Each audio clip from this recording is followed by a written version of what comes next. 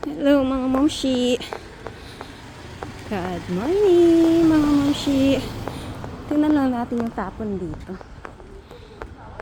Tingnan nga natin tong mga to. Yung mga tapon.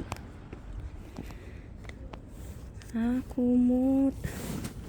Uy, ano to sa bed ah. Maganda pa siya. Tapos may isang ball. Ang cute ng ball, pang bata. And then, ito walang laman. Ang cute naman ng ayan. Cover ng ano, ng bed. Parang maganda pa siya.